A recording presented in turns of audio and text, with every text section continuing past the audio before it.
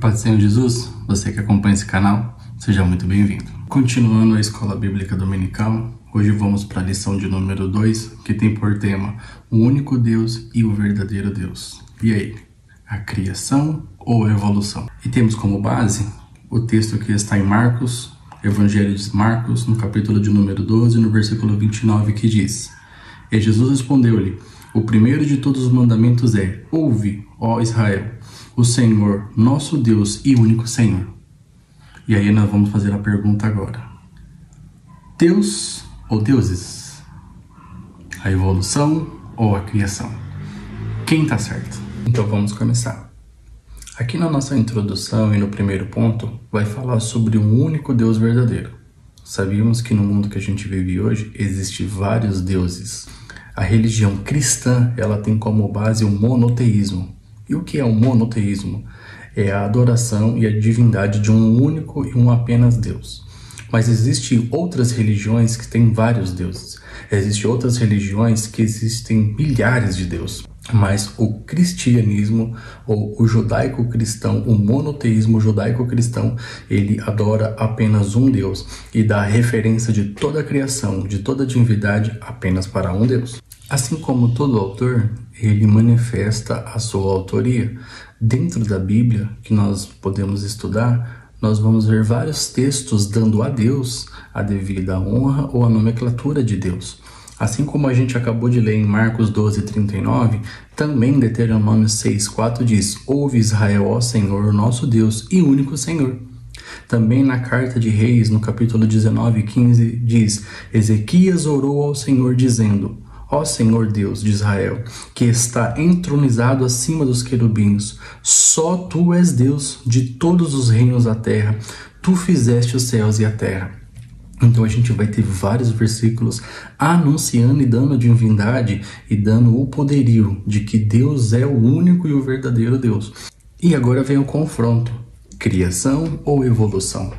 Aqui na nossa revista vai falar sobre o modelo criacionista, que é o que nós acreditamos. O que é o modelo criacionista?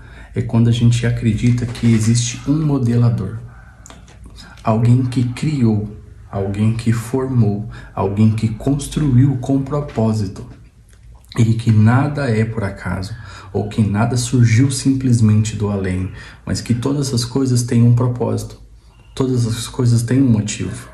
Nós cremos nisso e colocamos a Bíblia como base e referência para a nossa leitura, como a gente está vendo no livro do Gênesis. No princípio, Deus criou céus e terra. No princípio, quer dizer, antes de tudo que pudesse existir, antes que tudo acontecesse, Deus criou. E como Deus criou? A gente vai ver ao longo da Bíblia Deus dando provas da sua autoria. Então Gênesis apresenta no ato inicial da criação de Deus, ele estabelece um fundamento cosmológico. Ele dá uma base de como as coisas aconteceram. E a palavra Bereshit, que é a palavra usada para início, ela é uma palavra que ela é muito usada para a partir de, ou seja, foi criado a partir do nada. Ela foi criada a partir de coisa nenhuma, ou seja, a palavra bará, ele dá uma singularidade da ação divina, forçando as coisas acontecerem. Não precisou de uma matéria-prima, como acontece na criação do homem, que a gente vai ver um pouco mais para frente. Então a gente está na briga, criação ou evolução. Então quando a gente vê aqui na lição que a criação, o modelo criacionista, a gente acredita que Deus criou as coisas. E a gente usa a nossa base da fé para acreditar, como está em Hebreus 11:3. Nós cremos que pela fé e pela palavra do Senhor todas as coisas foram feitas. A gente tem essa fé que Deus criou, a gente tem essa fé que Deus fez. E aquele que tem relacionamento com Deus, aquele que tem diálogo, contato com Deus, consegue então perceber dentro da palavra, consegue perceber no seu dia a dia o Criador. Porque é uma coisa percebível por fé. É uma coisa que se percebe através da fé. Porém, a gente tem um confronto que diz que a criação não foi bem assim. Aí, como a gente pode ver na teoria darwinista. Qual que é a teoria darwinista? Que a partir do momento em que nada existia, houve uma explosão. E através dessa explosão, todas as coisas então passaram a existir e aí foram evoluindo conforme o tempo. São teorias, explicações têm que aparecer. Várias explicações precisam aparecer, mas hoje o nosso foco aqui é entender, é conhecer e através da fé acreditar que Deus fez as coisas. Eu sempre costumo ensinar para os meus alunos da Escola Bíblica Dominical. É como se nós disséssemos que o dicionário é uma explosão de palavras. Mas não é. Alguém pensou, alguém estudou, alguém foi atrás e montou aquele dicionário pra gente. É claro que é um exemplo muito simples, é um exemplo até muito bobo, mas é uma forma de pensar. Como que as coisas se encaixam perfeitamente no seu devido lugar. Eu não sou cientista e também não tenho base da ciência para dizer, mas como um novo convertido que está começando agora, que está aprendendo agora, qual que é o meu propósito de fé? Entender, conhecer e ajudar aqueles que estão nesse processo. Então a gente precisa parar e refletir que tudo tem um propósito. Nada é por acaso, tudo tem um porquê.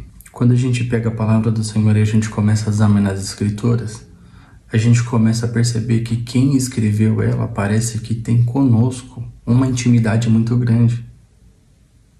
Eu como novo convertido, você como novo convertido, está tentando explicar para sua própria cabeça o que é e o porquê é. Só que tem perguntas que não têm resposta.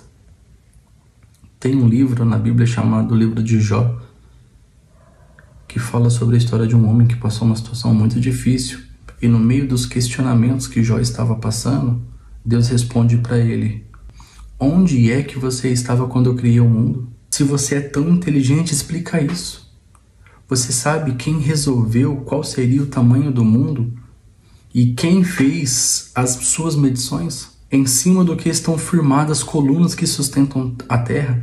Quem foi que assentou a pedra principal de alicerce do mundo? Na manhã da criação as estrelas cantavam em coro. Servidores celestiais soltavam gritos de alegria. Quando o mar jorrou do ventre da terra, quem foi que encheu as porções para segurá-lo? Então você está vendo que esse texto está casando com Gênesis primeiro. E ele continua: fui eu que cobri o mar com as nuvens e envolvi-o com a escuridão. Marquei o seu limite e fechei as trancas das suas portas. E eu lhe disse: você chegará até o ponto e daqui não passará. As suas altas ondas pararão aqui. Jó, alguma vez na sua vida você ordenou que viesse a madrugada e assim começasse um novo dia? Você alguma vez mandou que a luz se espalhasse sobre a terra, sacudindo os perversos e expulsando dos seus esconderijos? A luz do dia mostra as formas das montanhas e dos vales, como se fossem dobras de um vestido ou marcas de uma silhueta no barro. Essa luz é clara demais para que os perversos o impeçam. Então Deus está questionando Jó, aonde ele estava, o que ele fez para que as coisas pudessem estar no seu devido lugar. E ele pergunta: de onde que vem a luz? De onde que vem a escuridão? Qual é a origem da luz? Qual é a origem da escuridão? Se você sabe de todas essas coisas, se você é inteligente, fala para mim. Aonde você estava? Você sabe mostrar como chegar ao ponto de partida? Você sabe o dia do nascimento, o dia que o mundo foi criado? Você sabe alguma dessas coisas? Então, por mais que nós cresçamos na ciência e no conhecimento, que é bom e é fundamental, e eu gosto, apesar de não aprender muito ainda, eu gosto, a fé a gente tem para ter base espiritual. E a ciência a gente tem para ter base terrena. A fé é para viver o sobrenatural de comunhão, de proximidade com Deus. Agora, a ciência é para que a gente tenha firmeza daquilo que nós estamos fazendo aqui na Terra. Então, quando a gente está confrontando o único e verdadeiro Deus da criação, existem várias teorias e todo mundo é livre para escolher a qualquer. Existem várias histórias e todo mundo é livre para escolher aquela que é a melhor para si. Mas você que é novo convertido, você que é cristão, você que acredita em Jesus, você que acredita em Deus, que está aprendendo, que está conhecendo, assim como eu te convido a estudar a palavra de Deus, a conhecer as suas origens. Eu costumo dizer que um médico, ele não estudou 6 anos simplesmente escutando histórias. Ele teve que ler, ele teve que estudar, ele teve que conhecer, ele teve que aprofundar, ele teve que testar para provar que aquilo é verídico. A nossa fé é igual, nós precisamos disso aqui, que é o manual do cristão, a Bíblia Sagrada. Porque como nós podemos dizer que somos cristãos, como nós podemos dizer que nós adoramos e servimos a um Deus que nós não conhecemos? Como nós podemos ir à igreja, sei lá, 10, 20, 30 anos e nunca conseguiu ler um livro desse? Sendo que eu, por exemplo, sou amante de leitura, tenho vários livros aqui na minha casa, livro de histórias, livros enormes, grandes, que a gente lê e se empolga, se emociona, e a gente lê por um longo período de tempo, mas não consegue parar para ler a Bíblia, que vai dar a evidência da explicação das coisas que nós precisamos como base para a nossa vida cristã. Esse vídeo de hoje, ele já vai um pouquinho mais firme, ele já vai um pouquinho mais direcionado. Por quê? Porque nós estamos vivendo um conflito de ideias, e cada um é dono de si próprio. E cada um é dono da sua própria ideia. E a Bíblia já dizia isso, que passaria um tempo onde nós teríamos doutores de si mesmo. Pessoas que formariam para si os seus próprios concílios. Eles seriam os seus próprios doutores, amantes de si mesmo. E eles fariam, ou informariam, ou ensinariam segundo as suas próprias vontades. Mas a Bíblia já alertava isso pra gente. Então hoje o que eu quero trazer nesse vídeo para você que está aqui acompanhando? Que tudo tem um motivo, tudo tem um porquê. Assim como Darwin precisou estudar para criar essa hipótese, para entender essa hipótese, outros cientistas também chegaram a alguma conclusão. E eu estava aqui pesquisando que Albert Einstein chegou a um certo momento da vida dele que ele disse que ele considera que todas as coisas precisam, logicamente, ser criadas e direcionadas por alguém. Que a teoria do simplesmente relativo, que tudo veio do nada, é algo realmente explicável, mas é interessante que tenha alguém que controle, que coordene, que comande as coisas. E esse é o Deus verdadeiro. Apesar que cada um tem o seu Deus verdadeiro. E cada um fique com aquilo que achou que é o melhor para si. Nós não estamos aqui para fazer disfunção, nós estamos aqui para aprender. E se essa verdade ela funciona para você como ela funciona para mim, seja muito bem-vindo. Esse canal é para você. Vamos continuar aprendendo, vamos continuar estudando, porque nós queremos crescer no conhecimento da palavra de Deus, para que a gente tenha mais contato e intimidade com Ele. Amém? Fica com Deus.